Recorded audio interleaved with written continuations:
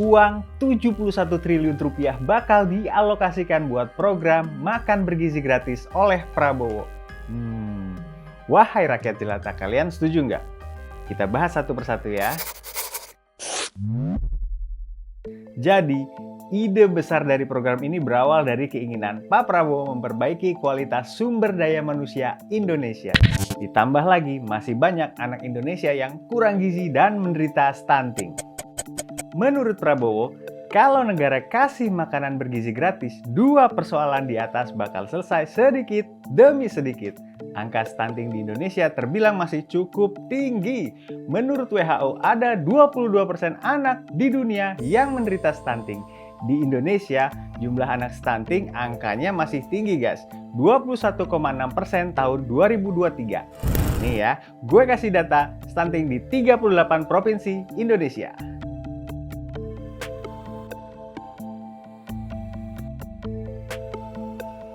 Bahkan, di Jakarta, kota metropolitan sekalipun masih ada bayi stunting kekurangan gizi. Kalau kita lihat di Eropa, data WHO menyebutkan angka stunting sudah di bawah 5%. Paling tinggi ada di Eropa Timur, seperti Belarus, Ceko, Slovakia, Rusia. Ada di angka 5,3% anak yang mengidap stunting. Sementara di Afrika paling tinggi angkanya 30%. Di Asia Tenggara sendiri, rata-rata anak penderita stunting itu ada di 13,9%. Indonesia masuk di situ. Dari permasalahan yang krusial inilah timbul ide makan bergizi gratis yang bakal menyedot anggaran 71 triliun di tahun 2025. Gue yakin semua rakyat Indonesia setuju dengan program ini. Tapi, tunggu dulu. Biasanya, tiap ada program dengan anggaran yang besar, selalu ada aja tukang sunatnya. Alhasil, apa coba? Dapat makanan gizi enggak? Malah makanan ala kadarnya. Karena anggaran yang sampai ke bawah biasanya menjadi kecil banget. Kalau kalian ingat, dulu sempet rame tuh di Depok, menu makanan cegah stunting lauknya cuma tahu dan nugget. Padahal total anggarannya 4,9 miliar. Tapi anak-anak cuma dapat tahu dan nugget dengan nilai 18.000 per anak. Coba deh, kalau makan di warteg dengan harga 18.000, udah kenyang banget. Dapat ikan, sayur, plus es teh manis. Apakah program Prabowo Gibran bakal berakhir seperti ini? Sekarang kita bahas awal mula janji ini muncul. Jadi, di masa kampanye Pilpres 2024, Prabowo Gibran mendengungkan janji jika mereka menang bakal ada makan siang dan susu gratis.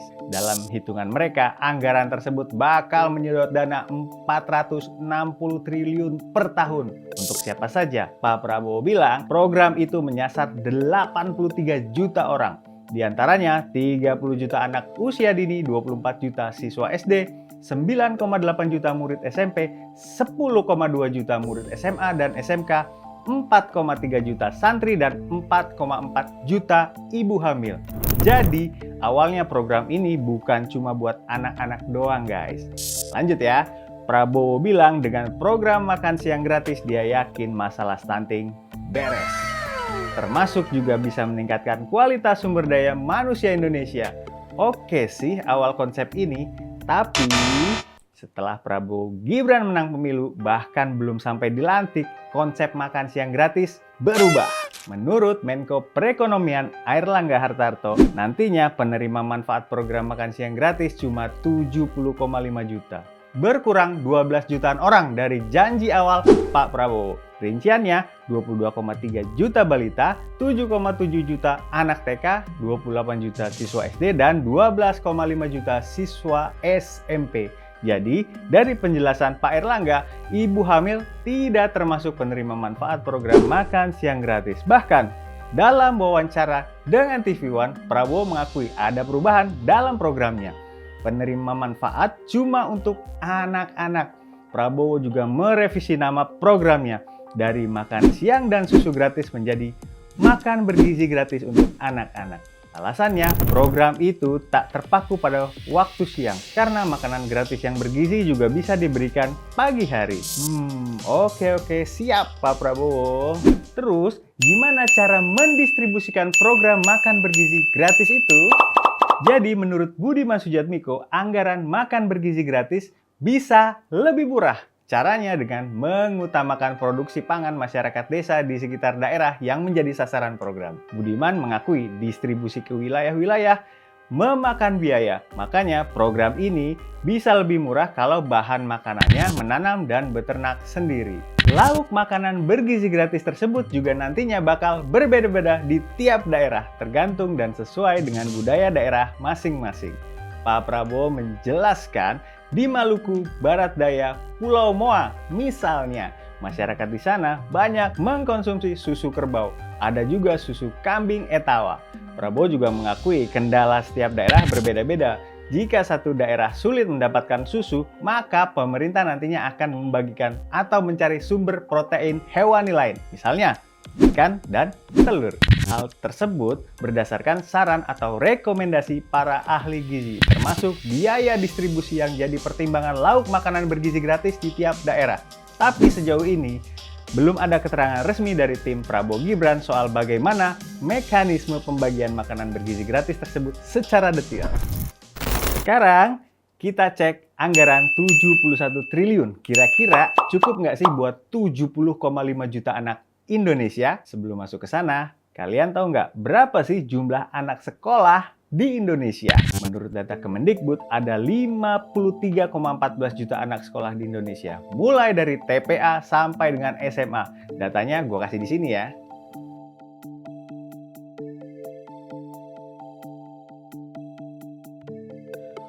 Belum lagi yang balita. Data BPS menyebutkan ada 30,2 juta balita di Indonesia tahun 2023. Tergantung nih nanti pemerintah Prabowo bakal pakai data yang mana. Lagi-lagi masalah data bikin rumit. Jadi banyak pakar ekonomi meragukan program ini. Apalagi menyedot biaya yang cukup besar. Ditambah ada wacana bakal membentuk badan baru demi merealisasikan janji tersebut. Kalau hitungan ekonom dari UPN Veteran Jakarta, anggaran 71 triliun cuma bisa mengcover 19,72 juta anak. Jauh banget dari target 70,5 juta anak kan? Nah, terus dari hitungan pakar, anggaran 71 triliun nantinya anak-anak bakal dapat 15.000 sekali makan selama 240 hari. Kebayang nggak? Di Depok aja anggaran 18.000 cuma dapat tahu dan nugget. Gimana dengan anggaran 15.000? Lauknya apa kira-kira? Tapi menurut pakar ekonomi Derajat Wibowo yang berada di dalam tim Prabowo, program makan bergizi gratis untuk tahap awal hanya menyasar 15-17% anak dari target. Berarti alokasi 71 triliun hanya bisa menyasar sekitar 12,4 juta sampai 14,1 juta anak di tahun pertama penerapannya. Terus, bagaimana menentukan lokasi anak yang menjadi prioritas penerima program makan bergizi gratis? Nah, jadi menurut Derajat Wibowo, nantinya anak-anak yang tinggal di daerah 3T, yakni tertinggal, terdepan, dan terluar yang menjadi prioritas. Terakhir, apa saja keuntungan dan kekhawatiran program andalan Prabowo Gibran ini? Nah, Center for Indonesian Policy Studies punya analisa tentang sisi baik dan sisi buruk program makan bergizi gratis ini. Dari sisi baiknya, kecukupan gizi sangat penting bagi perkembangan kognitif anak dan kesehatan anak. Dengan gizi dan kesehatan yang mencukupi, diharapkan Indonesia mampu melahirkan lebih banyak anak-anak pintar dan hebat. Program ini dianggap mengurangi kelaparan, membantu menurunkan tingkat kekurangan gizi dan stunting seperti yang kita bahas di depan tadi. Program ini juga bisa mendorong orang tua agar anaknya sekolah, khusus bagi keluarga miskin. Memprioritaskan anaknya untuk sekolah, dampaknya bisa menekan angka putus sekolah. Faktanya, kasus putus sekolah masih banyak terjadi di Indonesia. Anak yang mendapatkan asupan gizi lebih baik cenderung lebih aktif dalam mengikuti pembelajaran. Tapi, sisi buruknya, program makan bergizi gratis membutuhkan pendanaan yang sangat besar, sehingga membebani pendapatan dan belanja negara. Belum lagi, masalah pengelolaan anggaran yang baik, tidak dikorupsi, dan harus transparan guna mencegah kebocoran serta penyalahgunaan. Ditambah, kalau bicara distribusi, memastikan tidak ada kesenjangan sosial baru. Seluruh anak Indonesia bisa menikmati program ini, termasuk memastikan penyalurannya yang tepat waktu, menjaga kualitas makanan sesuai standar gizi dan kebersihan.